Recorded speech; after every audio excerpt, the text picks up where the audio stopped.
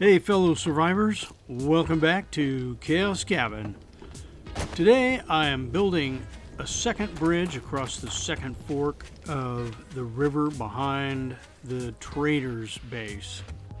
And since some of the construction is happening underwater, I thought it'd be a great time to do a basic underwater construction tip video. So here we go. So here's the first bridge I built. The second one is going to be very similar. First of all, a couple things about this bridge. You'll notice that I used round columns instead of standard blocks. And that is because if a zombie walks into a flat surface and cannot proceed, they attack it. If they walk into a column, a round column, a pole, they will be kind of glanced around it. They'll slide around it and keep on going without attacking it. Now I'm just trying to figure out where to place this bridge. I want it kind of in line with the stairs over there on the other side, and I want it going across the narrowest part of the river, but this all looks about the same, so this is probably good right here. The first thing to notice is that oxygen level meter on the left down towards the bottom. Keep a close eye on that, because if you run out of oxygen, you will die. And it won't be a glorious death, it will just be a fool's death. And that, my friends, is the embarrassing kind. Now, over here, you see the stairs I'm trying to get to.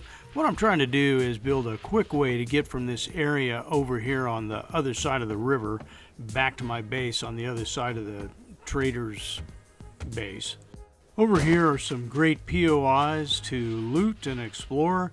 I believe there's a hotel and a church.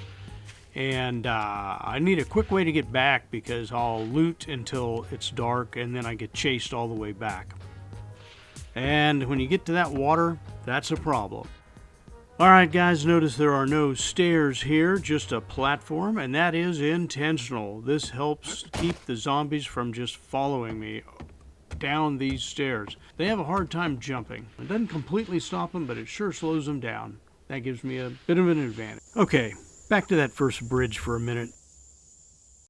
What I'm doing here is taking a look at this bridge and counting the blocks between each column and the width of the bridge, and kind of looking at how I did it last time because I want the new bridge to look like the old bridge. Those columns are about 5 or 6 blocks apart, so I'll remember that measurement. And there's 2 columns, 1 block apart to support the bridge. That's important.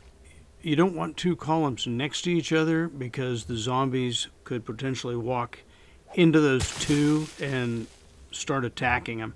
If there's a block between them, then they will slip around in between the 2 columns. Alright, I think I'll put a column here and 1 here.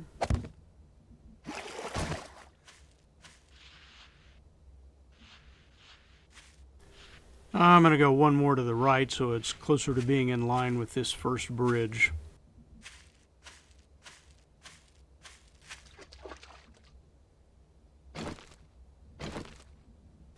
I'll put a block down to use for measurement, so I go 1 block over, and then I'm going to dig this out so that I can put a base block in there. Sand is soft, and if you don't put a base block in, there's the risk that it's just going to collapse.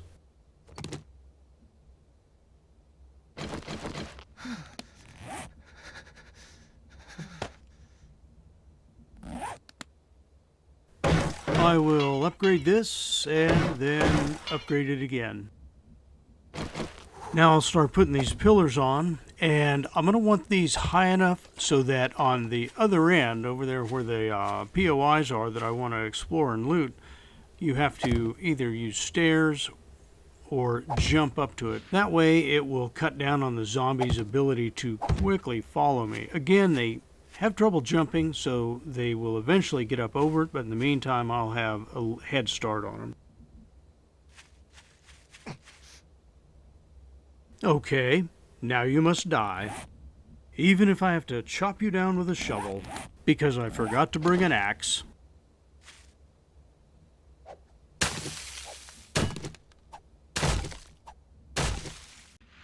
Now I'm going to put the catwalks on here, and if you've done a lot of this, then you know when you put catwalks next to each other, the handrail disappears and it becomes one wide catwalk. It's embarrassing, but it took me forever to learn that. I'll bring this out here to where I'm going to put the jump step up, and then I'll put a block underneath it.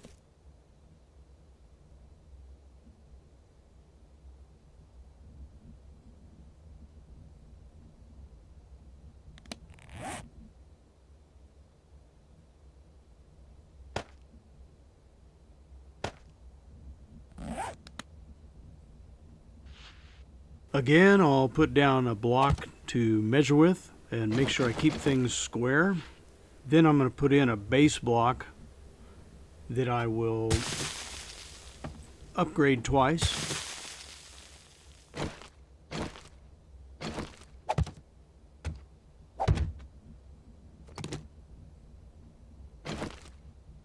Oh, where's my hammer? Guess I'll have to trade my knife for my hammer.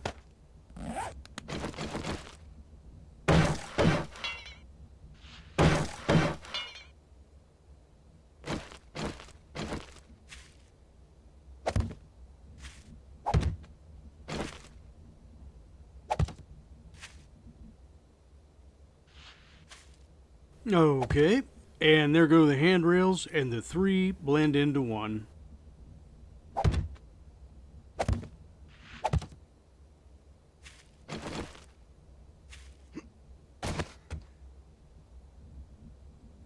That's looking good. I'll stick with it.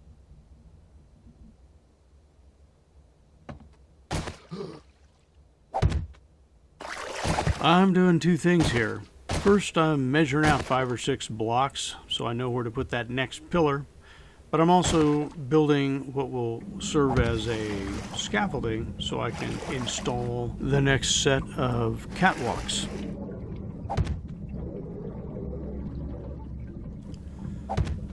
Remember, when you're underwater, always keep an eye on your air gauge. Also, when you're moving underwater, it's similar to when you're moving on land, except now you're going up and down, so you're moving in 3 dimensions. Like on land, you'll look with the right stick in the direction you want to go, and then move with the left stick in that direction.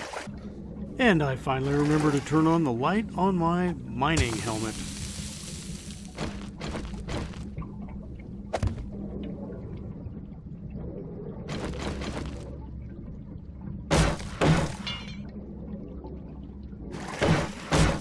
The first blocks are now set and upgraded. I just need to put in pylons until they match the height of the first set of pylons. I am almost out of oxygen. That was kind of close.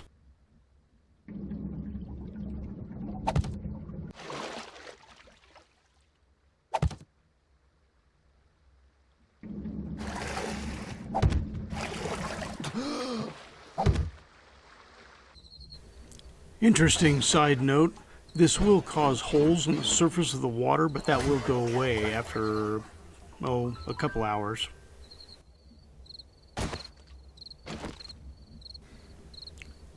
Now I will put in this scaffolding, so again that'll let me put in the next batch of catwalks and bring the pylons up to the correct level.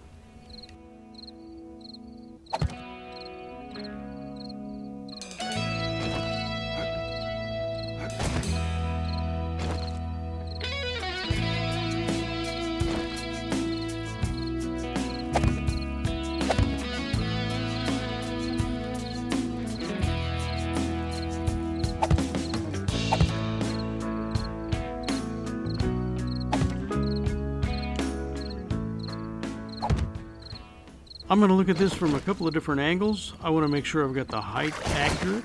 I don't want to have to do this over again.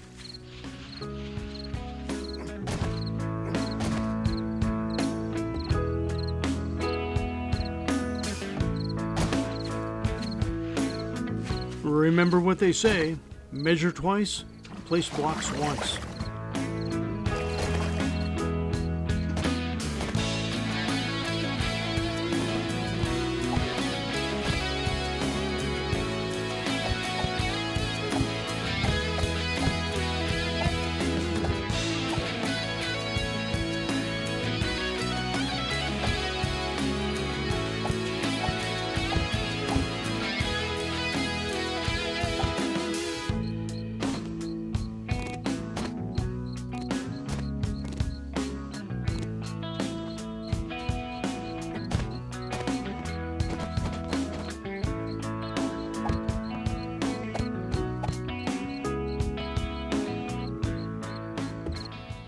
Looking good.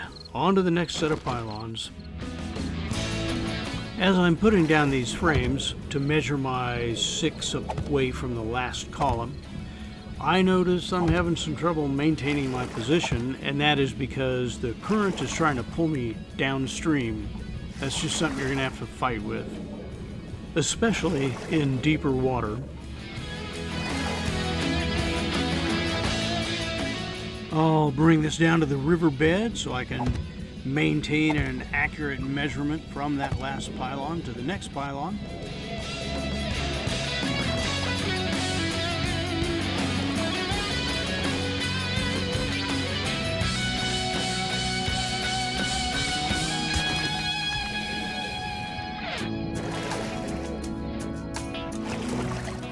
I often use frames to measure things out so I know where to put the next block, and it's especially important underwater where everything is a bit distorted.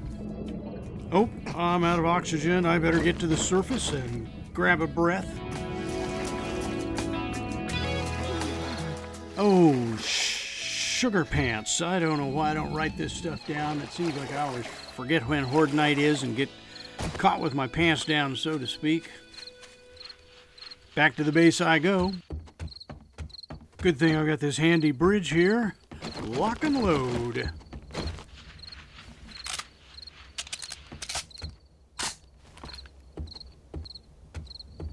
Boy, there is no sunset more beautiful than an apocalyptic one. Probably all the blood mist in the air, but pre-apocalypse it wasn't much different because the most beautiful sunsets were caused by dust and pollution.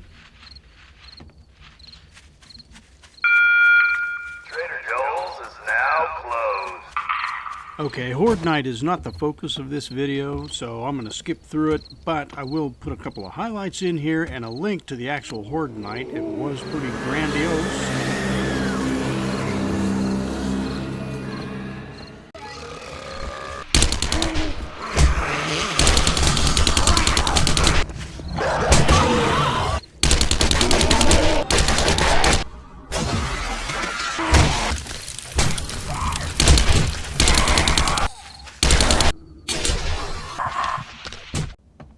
Okay, enough of that. Let's get back to our bridge build. Again, if you want to see that Horde Night, which was pretty spectacular, I'll put a link down below and at the end.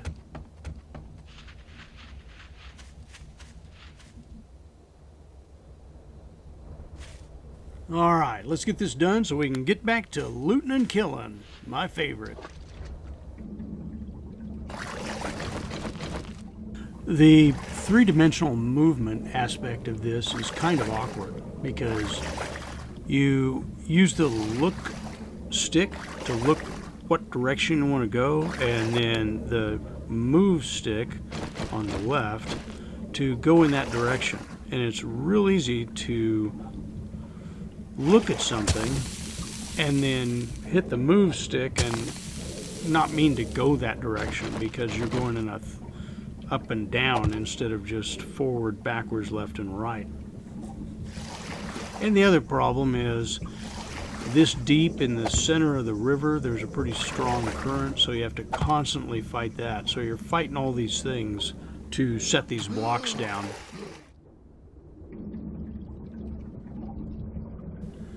Another tip I might offer is if you need to get to the surface quickly, like let's say, I don't know, you're drowning, look up at the surface and press and hold the X button on PS4, the X button, and it will shoot you up to the surface much faster.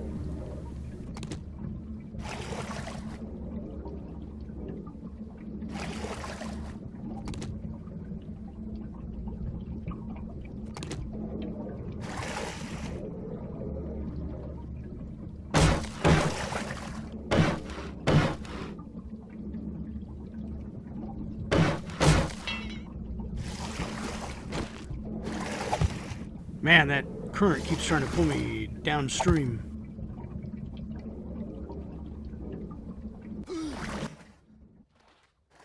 Okay, a quick recap. You're moving in 3 dimensions. Use your look stick to look in the direction you want to go, and then your movement stick to go in that direction. So it's confusing because if you're looking up at something and try and move towards it, you'll shoot up instead of towards it sometimes. So bear that in mind. Building underwater leaves funny holes on the surface. They will go away after a couple of cycles. And remember to watch your air meter, because if you're underwater, you'll run out of air and die.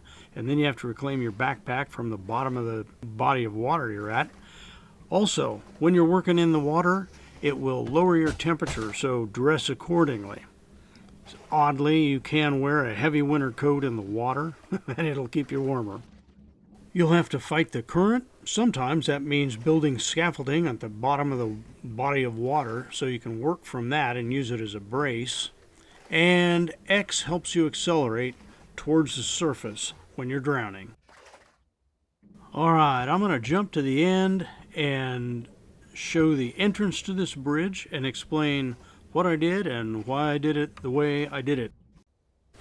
Okay, so this is the end of the bridge that is farthest away from my base, and that's important because this is the end of the bridge that the undead will most likely be swarming trying to get to me as I'm running over the bridge. You want this to be high enough to give them a fit trying to jump up it, but to where you can still jump up it easily. So here you see it's one block high and then stairs on top of that. So they've got to make it up to that first level, that first step, and that means a jump of about a block and a quarter. It's really hard for them to jump a block. They'll stop and have to jump and jump and jump to make it over that. Now, that goes out the window if you're killing them and their bodies are piling up, because then they just climb over they walk over the bodies and go up them like a stair. Here I've decided I'd rather put poles in there instead of full blocks, and I'll put the poles in so that they're being used in the floating construction style. That will allow the zombies to get under the stair and crawl into the spikes I'm going to put in next. The thing to remember about spikes is they are a damage-causing block, and it doesn't matter what direction you walk into them from. If you walk into them on the spike side, damage. If you walk to them on the blunt side, still damage. So you can just throw them on the floor like this around something, and they'll protect it from anything running up to it. I'll probably experiment with this a little bit. I might come back and upgrade this all with iron, and I may bring these spikes forward a little bit. That's why this is 3 wide. I can run up there, and it's not as precise as having it just 1 block wide and trying to hit that at a run with a bunch of zombies on your tail. Now remember, this end of the bridge is fortified and the other end is not, because the undead will be chasing me as I'm running towards my base. They won't be chasing me away from the base.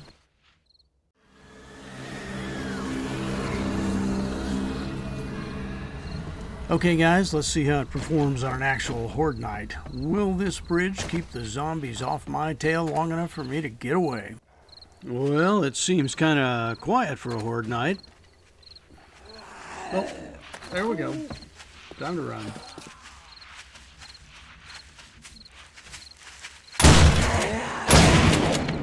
Oops, that was kind of instinct. Zombie chases me, I shoot. Alright, first obstacle. Well, nothing yet. I think one of the problems is I didn't spend very long at that structure. They didn't know where I was. It's going to take them a little bit to find me. Okay, there's somebody now. He has gone around that first obstacle. Maybe I need to put walls going out to either side to kind of prevent that.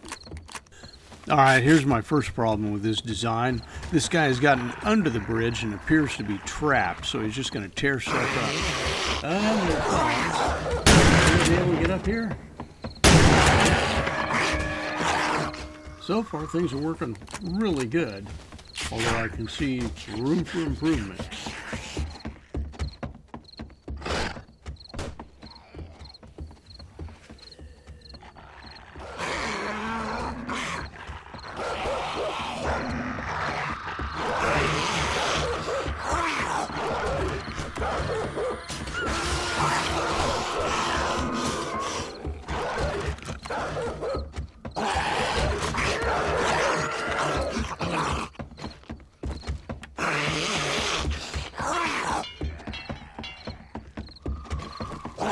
here comes a crawler. She's probably a crawler as a result of tangling with the spikes at the top of the staircase. I'm hearing a cop. I hear him, but I don't see him. I think I'm going to go down and check it out. I can't help but worry that somebody's going to come from that other end of that bridge.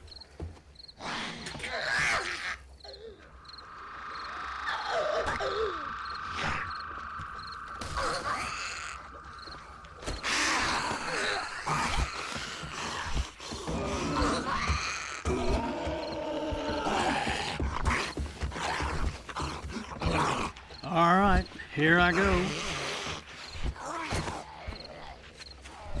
Hey, big boy.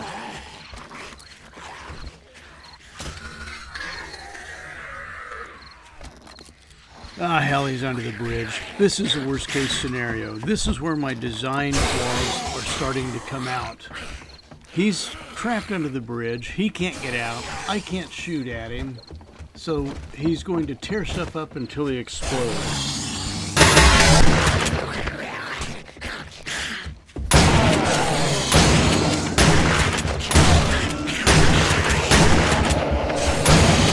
Sweet merciful crap. If he blows that bridge, I'm screwed. Oh, hey, look at me. This is what screwed looks like. All right. Adapt, improvise, overcome. I'll make a couple of ladders so I can maybe get back up on the bridge and try and figure out what to do next.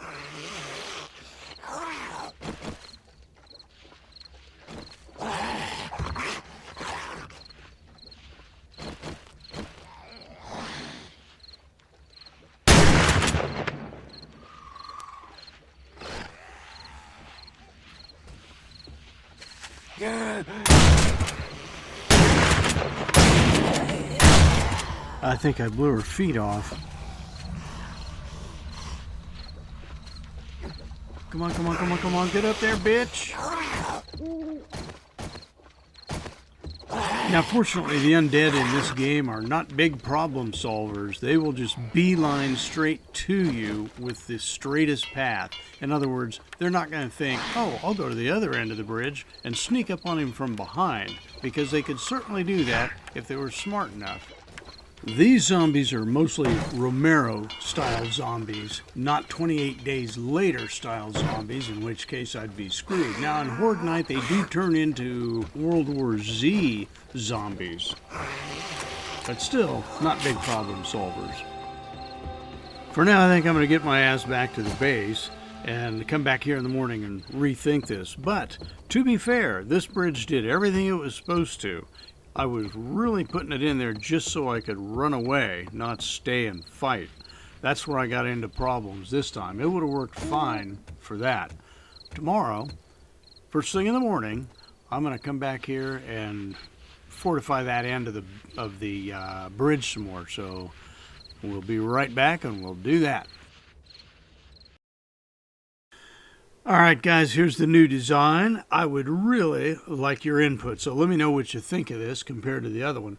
This is fully boxed in, all the way down into the water, making it impossible for anything to get under the bridge again, unless they do quite a bit of tearing and ripping it out. But they'll have to go through all these spikes, and the spikes are underwater as well. And again, if I use this bridge the way it was intended, which is just as a quicker way to get across the water, I don't think I'll have any problems at all. That was the original plan, was to use the bridge to get across the water, because zombies don't have to breathe, and they were able to just run. They don't swim, but they run down into the water just as fast as they do on land, while I am slowly swimming across the same body of water. They'll actually get to the other side and meet me there if I'm not careful. Anyway, this is it. So like, share, subscribe. Let me know what you think. Until next time, keep your guts on the inside.